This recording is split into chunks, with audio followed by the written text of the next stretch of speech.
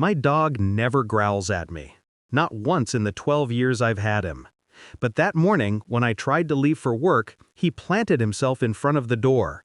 Hackles raised, teeth bared, a deep rumble rolling out of his chest like he was warning me off a cliff. I froze. He stared at me like he knew something I didn't. "Move," I whispered. He didn't. He only growled harder. Annoyance simmered. I was already late. My wife had left early, rushing out before dawn without even kissing my forehead like she used to. She said her father, my boss, needed her at the company urgently. Urgent. Always urgent. I sighed, grabbed my phone, and texted her I'd be late. My dog stayed pressed against the door, chest heaving, eyes fixed, like he'd take my leg off if I reached for the handle again. Annoyed and confused, I stayed home. An hour later, my phone rang. Her father. The man who never cried. The man whose voice could fold steel. But now, he was sobbing. "Don't come in," he choked out. "What happened? Everyone who came in early," he broke off, sucking in a shaking breath. "They're dead." My heart thudded, heavy and slow. "How?" Silence. A long, wet, trembling silence. Then he whispered, voice hollow and cracked. "They all looked like you." Everything inside me went still. My dog lifted his head, ears sharp, eyes locked on me, as if to say, "Now you understand." I didn't go to the office. I just sat there, phone still in my hand, the silence around me vibrating with something I couldn't yet name. Everyone who came early died. Everyone who looked like me. What did that mean? I pictured the office, the security room, the identical uniforms, the ID badges that hung around the necks of the executive team. And then, my wife's frantic departure, her constant secrecy, her sudden late nights, her father's unexpected panic, her new habit of silencing her phone whenever I walked into the room. My mind began assembling pieces I had ignored. My wife had been distant for months, withdrawn, careful. At first, I'd blamed myself, my hours, my stress, my dullness. Marriage erodes slowly, quietly, the same way metal rusts, unseen until it flakes away in your hand. But this felt different, sharper, purposeful. I replayed her father's last words. "They all looked like you." Something in me cracked. Not loudly, just a thin, hairline fracture that spread through my chest. Why would someone target people who resembled me? Unless I wasn't the target. Unless someone wanted me dead, but hit the wrong men. Unless someone knew my routine. Someone close, very close. And suddenly, a memory rose. Last week, my wife in the kitchen whispering into the phone. As soon as she saw me, she stiffened, turned away, and muttered, "I'll call you back." I didn't ask who it was. My silence had always made things easier for her. But now, that silence felt like a rope tightening around my throat. I began to investigate quietly. First, I checked our home security footage. She had deleted entire segments from the last few mornings. Not unusual for her, she liked privacy, but now it rang like a siren. Then I went through our shared phone bill. New number, out of state, frequent, dozens of calls daily. Not a colleague, not family, someone she needed, someone she trusted, someone she didn't want me to know about. My dog followed me through the house as if sensing the layers peeling back, the truth calcifying inside me. Next, I pulled up her laptop. She never bothered to change the password. There it was, a search history filled with terms that made my skin crawl.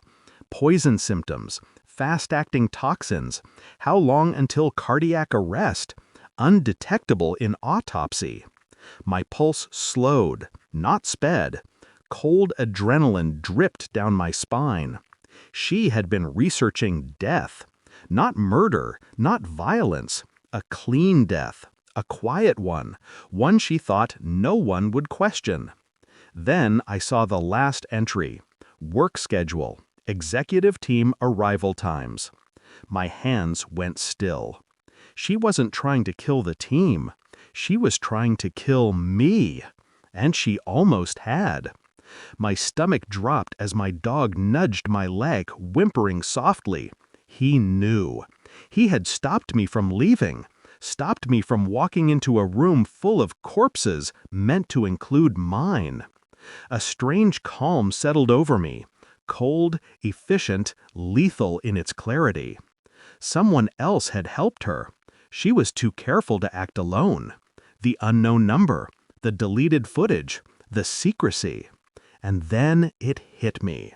Her father, his tears, his panic. He didn't warn me out of love. He warned me out of guilt. He knew. Maybe not everything, but enough to fear the truth being exposed. I stood there, breathing slowly, feeling the betrayal slide through me like a needle made of ice. I confronted her father first, quietly, calmly. He came to my house, hands trembling, eyes red. He tried to hug me. I stepped back. Who was the target? I asked. He stared at the hardwood floor like it was giving him instructions. I think it was meant for you, he whispered. No lies, just cowardice. He told me everything. Weeks ago, my wife had told him she feared I'd leave her. Emotionally unstable, she'd called me. Threatening, she'd said. Lies crafted to justify her next moves. She'd met someone else, someone promising her money, security, a future without me, a future that required my absence. The plan was simple: slip something into my morning drink at the office, make it look like stress, heart problems, something believable. But I'd changed my schedule without telling her. Other executives drank the same office coffee, and they died instead of me. When she realized her mistake, she panicked. Deleted footage, silenced calls, tried to erase the trail. But the bodies ruined everything. And now I knew. Her father covered his face. She didn't mean stop, I said. He did, because he finally heard the ice in my voice. I waited for my wife to return home. She walked in like nothing had happened. Fake smile, soft voice, pretending to be the devoted spouse she'd already buried. I didn't yell, didn't break, didn't give her anything human. I slid her laptop across the table, open, search history glowing, her betrayal illuminated like an autopsy. Her face drained, her hand went to her throat. I placed my phone beside it, messages, call logs, her father's confession. And finally, a USB drive containing the office security footage her father had given me. It showed exactly what she had done. She whispered my name, voice trembling. I simply said, "You killed the wrong men." She collapsed, begging, explaining, lying, crumbling. I stayed seated, still, silent, watching her unravel under the weight of her own intentions. When she reached for me, I stepped back. Not in anger, in finality. I packed a small bag, only essentials, left the house key on the counter. She kept crying, choking out apologies that meant nothing. I wasn't staying to punish her. I wasn't staying to forgive her. I was leaving because the man she tried to kill no longer existed. Outside, my dog waited by the car door, calm now, purpose fulfilled. I drove away slowly, watching the house shrink in the mirror until it disappeared behind the curve of the road. No rage, no heartbreak, just clarity. She had tried to erase me, but all she'd done was erase herself. And in the quiet hum of the engine, one thought settled into place. Some betrayals don't break you. They carve out who you were never meant to be.